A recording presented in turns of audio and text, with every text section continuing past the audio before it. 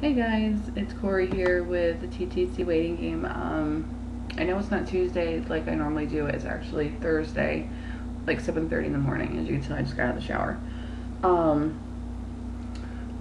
doing it today because I have a job interview. Yay! But if it goes well, I won't be able to do it on Tuesdays. So I'll have to do it on like a weekend. So here's the wishful thinking. But this is gonna have to be a two-part video because I have so much information for you guys.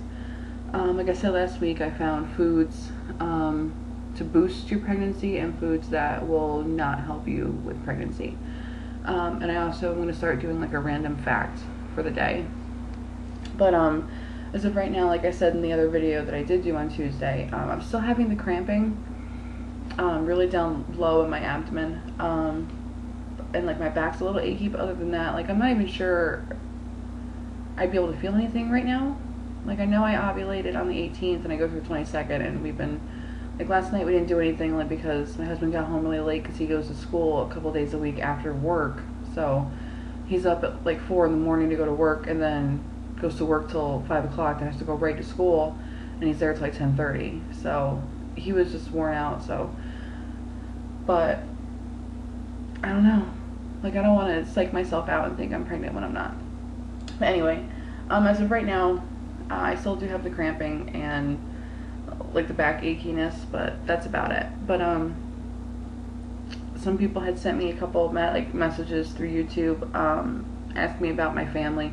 So I thought I'd show you. I have my iPod, so I was going to show you a picture of my daughter. I don't know if you can see it. It's bright in here, so you probably can't even see it. But I'll tilt it. There you go. That's Serenity. So, but yeah, that's it. Okay. As of right now, I don't think I'm going to test next week. I'm going to do my best to wait at least until later on next week, if not right on the 4th, to test. But anyway, right to what I was talking about. It's actually only been 2 minutes, so I'm hoping I can get all this done in one video. That would be sweet. So, okay, things you can eat to boost your pregnancy chances is eat plenty of fruits and veggies because they provide you with a bunch of vitamins and minerals, which is like a key thing. Plus, they also have antioxidants to help improve your immune system. And the more colorful the fruit and veggies, the more of a nutritional value they have. So they pack more of a punch when they're colorful. And drink plenty of fluids. Ideally you want to drink water, because not drinking enough water will cause your cervical fluid to become kind of sluggish. And the same thing goes for a man's sperm. It becomes more sluggish and not as good. And you want to add some high-fat dairy. Like adding a glass of whole milk improves your fertility, especially when it comes to like ovulation issues. A glass of whole milk, I know a lot of people are like, you should drink the 1% or fat-free. But actually, 1 8-ounce glass of whole milk, just one a day, will help improve your fertility because it's your calcium's in there, and it helps improve your fertility. And you want to get some protein from nuts and veggies. So instead of having your protein come from your beef, your chicken, and your pork, you should replace some of it with nuts and veggies. So, and with doing that, with getting your protein from nuts and veggies, you reduce the chances of infertility because you're giving your body what it needs.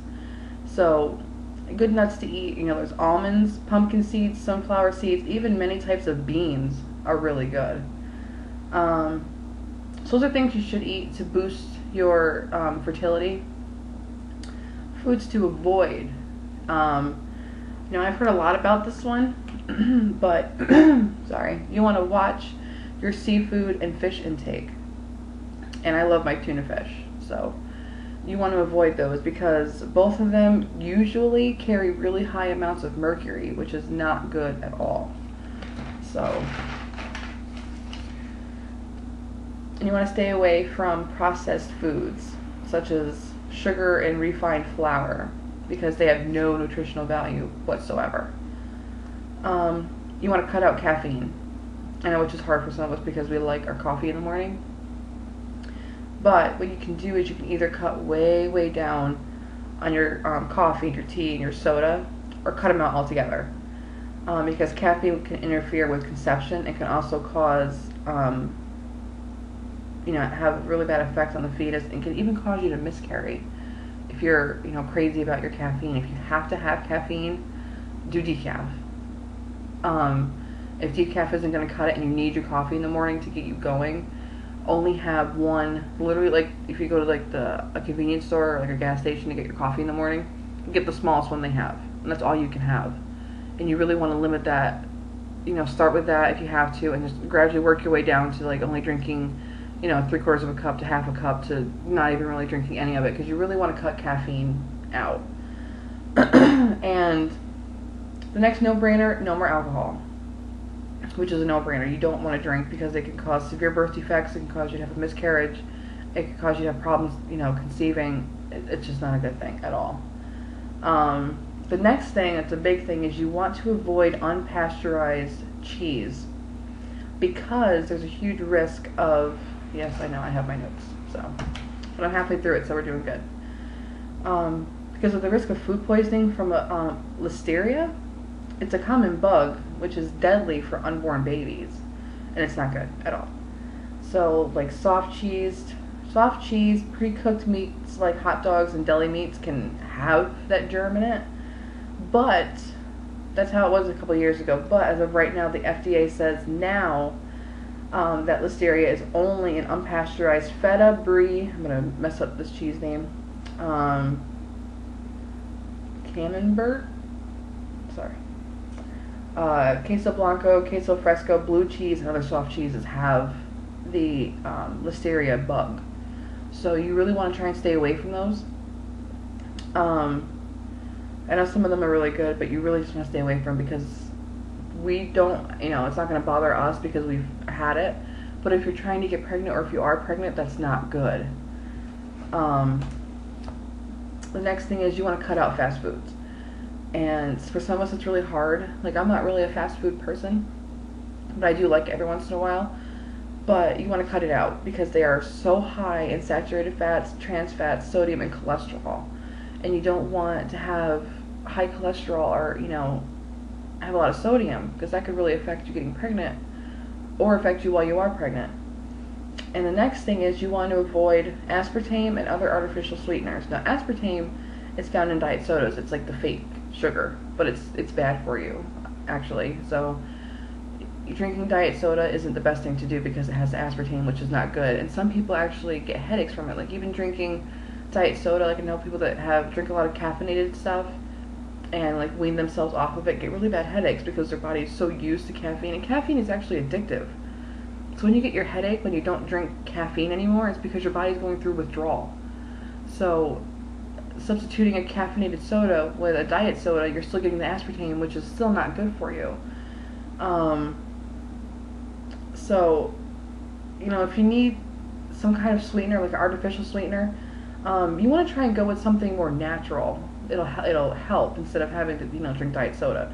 Like, I know the Sierra Mist, I was reading it, it doesn't have any aspartame in it. It's literally all natural, just natural flavor. So Sierra Mist, the new natural one, is good to have. But if you want to try and go the route of something more natural, try something like agave syrup. I've had it a couple times. It's pretty good. It's surprisingly, you put too much in it, it's wicking sweet, but it's all natural.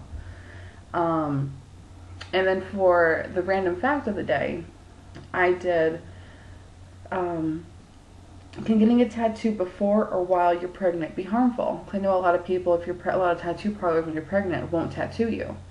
And a lot of that is because if you've never had a tattoo before, they don't want to put your body through that kind of stress while you're pregnant. But if you have had a tattoo before or have plenty, like I have, as you can tell, I have 14. I have a bunch. So that's one of the questions, I personally wanted to know, and I thought it'd be a really interesting topic to do. But if you are trying to get pregnant, it's not as bad. If you are pregnant and you really want a tattoo, if you don't care for your tattoo, like you don't take care of it really, really well and do exactly what they say, it'll get infected. If it gets infected, it'll make you sick, which in turn makes your baby sick. If it gets up to a bad enough infection and gets into your bloodstream, you could miscarry because it's that bad. But when you get a tattoo, the ink does not penetrate into your bloodstream, it just goes through your skin. So it only gets into your bloodstream if you don't take care of it, and it gets infected. And if it does get infected and you don't take care of it right away by going to a doctor and making sure it's taken care of, it will eventually work its way into your bloodstream. So you really, really, really want to take care of it and do exactly what they say. And if you do go to get a tattoo, make sure you don't just go to some random tattoo parlor that you see because you really want a tattoo. You really want to go to a reputable tattoo artist and a good parlor. You want to walk in and, you know, it look clean, it smell clean, not have, you know, crap everywhere and it smell kind of funky.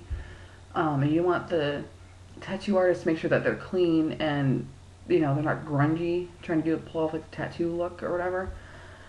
And you want to make sure when they sit you down to start your tattoo, you want to tell them, I want to watch you take out all the sterilized stuff, because they usually have it in a package that is completely sterilized, and they sometimes will keep the sterilized packages in a sterile box with that blue light that sterilizes it. You want to make sure that they unpull, you know, the needles out of the sterilized package. If they don't and they just pull one out, leave. Because that means that they're just kind of going, you know, sterilizing it the way they can. And it's not a completely sterile needle, and you don't want that. So yes, definitely make sure that it's sterile, it comes out of its package, and you tell them, if you really want to get one, I want to watch you open up the new pack of needles. And you want to make sure that, you know, if you've never had a tattoo before, you want to make sure that they wipe your arm down, they shave it, have their gloves on. They need to have their gloves on. If they don't have gloves on, they try and tattoo you, don't do it. Because it means that they're careless and they don't care. So, you know, they open up the package of needles, they get it set up, and make sure that they take new little caps, so little like top hats, and they're usually orange, and they fill it up. You want to make sure that they take brand new caps. They won't like take it out of somewhere that's like hidden. You want to make sure they take it out of like a bag. So if it doesn't get into your bloodstream, it only gets into your bloodstream if it gets infected and you just don't take care of it, and it, you know, you prolong getting it taken care of. So shockingly, that's everything I wanted to talk about in 12 minutes. That's awesome. So I have to go finish getting ready for my interview, but I want to do this quick because I didn't know how my week was going to plan out. So if anything changes, if I hear good news, I'll hop back on and do a quick little video. But other than that, have a great week, guys, and I will see you as soon as I can. Bye!